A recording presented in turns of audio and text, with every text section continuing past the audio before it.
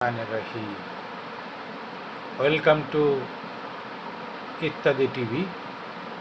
এখানে যারা আসবেন ভালো ভালো জিনিস দেখতে পাবেন, মোটিভেশনাল ক্লাস হিসেবে অনেক কিছু।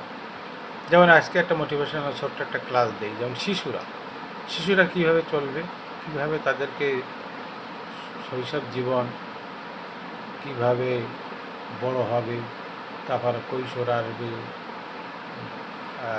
দাম্পত্য জীবন আসবে, বার্ধক্য আসবে। এই যে শিশুরা কিন্তু জাস্ট লাইক এ ব্লসমিং ফ্লাওয়ার।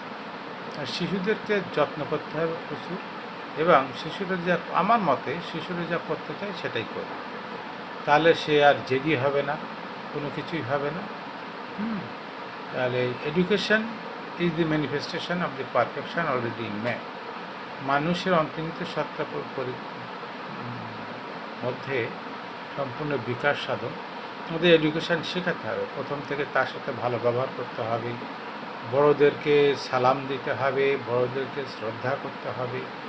যদি পায়ে দিয়ে কোনো কেউ হেঁটে যায়, একটা বৃদ্ধ, তো তাকে হেল্প করতে হবে। তার সে কী নিয়ে যাচ্ছে, যদি সেটা একটু ধরে ওই পাশে নিয়ে যাওয়া হয় তা খুব ভালো লাগবে। এই যে আমাদের শৈশব জীবন চলে গেছে, আমরাও তো বুঝতে পারছি এখন শৈশব কী জিনিস। অনেক কষ্ট লাগে, শৈশবের জিনিসগুলো এখন আর পাই না। তাই শৈশবে বাচ্চাদেরকে ভালোবাসবেন, বাচ্চাদেরকে মারবেন না। তাদেরকে মারা মানে অনেক অপরাধ। তাদেরকে মারার কোনো প্রয়োজন নেই। এমনিতেই তারা ভালো হয়ে যাবে, আস্তে আস্তে ভালো হয়ে যাবে। শিশুদেরকে মানুষ করবেন, ভালো করবেন, ভালো স্কুলে পড়া দেবেন। বেশি বই না, কম বই পড়ান।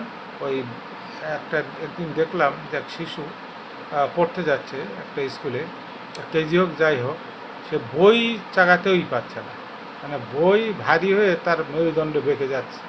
এরকম লেখাপড়া না, কিন্ডারগার্টেন সিস্টেমে লেখাপড়া হবে। সুতরাং সেই সিস্টেমে যেখানে আছে সেখানে পড়া ভালো হবে ইনশাল্লাহ। আসসালামু আলাইকুম রহমতুল্লাহ।